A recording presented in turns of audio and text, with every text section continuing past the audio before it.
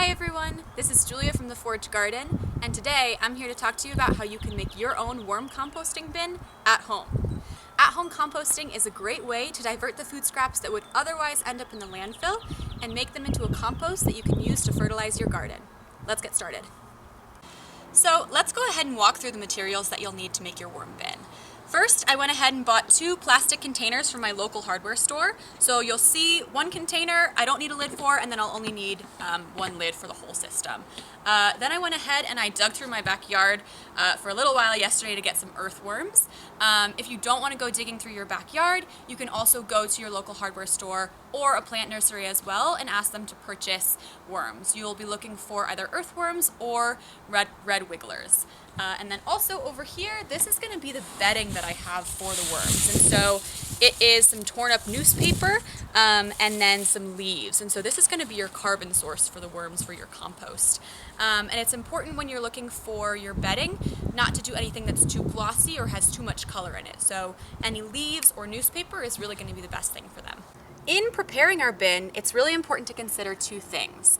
Worms will need air in order to survive, and we also want our system to maintain the right amount of moisture. And so when I was making my bin, I did 2 things. First, I created holes in the lid, and so I used a 1/4 of an inch drill bit to do this. So these are going to allow air to enter the system from the top. Then the other thing that I did with one of my bins is I made air holes on the side, and this is going to be for my top bin. So I have air holes on each side. And then I created smaller holes on the bottom of my top bin.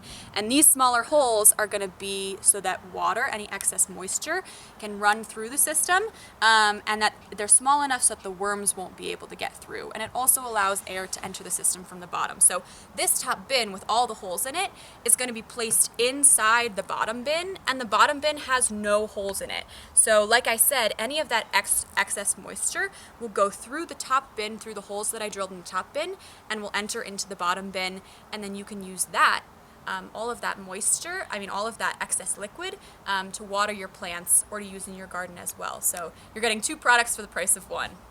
Okay, so now let's go ahead and talk about what we're going to fill this bin with.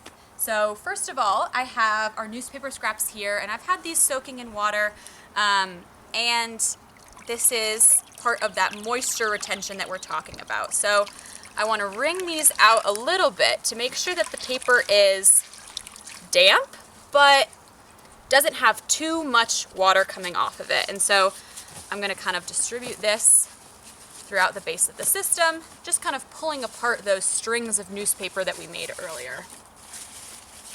And then, if ever you think you've made your system too wet, you can just go ahead and add some dry newspaper to the system.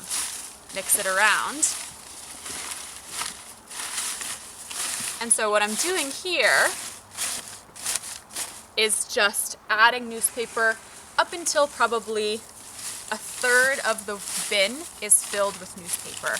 And then I also have some leaves that were in our backyard. So again, this is going to be the source of carbon for your compost. And if you feel like it's a little bit too dry, go ahead and add a little bit more water on top. So you're just feeling around in this system just to get it to the right moisture level. Okay, so now we can have a look. Now that I'm done preparing this bedding, we can take a look. It's moist, but it's not dripping with moisture. And so this is a combination of all of those newspaper scraps with my leaves that I have in there. And you can see when we're looking in that lower bin, we don't have any liquid down there yet, and that is a good sign. But also if you add too much liquid to your system, then it'll just drip down into that bottom bin. And so again, helping to perfect the moisture level in the system.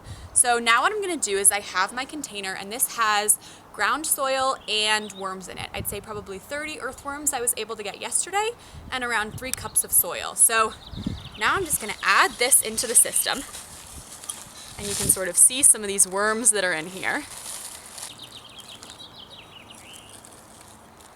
And I'm just going to let them, I'm going to cover some of them with some bedding. You can see them getting a little bit active here as I'm moving them around. But they're just transitioning a little bit into this new home that I have created for them. So some people suggest, before adding any food to this system, that you let the worms become comfortable in this new home that you've created for them. But for demonstration's sake, I'm gonna go ahead and add my food scraps now. So when you're ready to add your food scraps, and in this bowl I have my food scraps that I've kept from the past week. I have banana peels, an apple core, a little bit of bread, some paper towel, and anything that you would put in a normal composting system. And this is gonna be your nitrogen source. And so what I'm gonna go ahead and do is carve out a little space in the system and add some of my food scraps here. So some of you may be seeing some eggshells in here. Eggshells are fine to put into your system, but one thing you're gonna wanna keep in mind is you're gonna wanna stay away from animal products. So no meat products, no dairy products. You're gonna wanna stay away from those and from citrus. And you'll get a feel for what your worms are willing to eat and what they're not. As well, you can see some coffee and tea grounds in here. Those are really great for the composting system as well. So as you can see, what I'm doing is covering those food scraps up with the newspaper. If you leave those uncovered, then you're going to be more likely to attract fruit flies and certain bugs into your system, and we want to avoid that, especially if you're keeping this indoors with you. And so I went ahead and covered up those food scraps, and now I'm ready to put my lid on.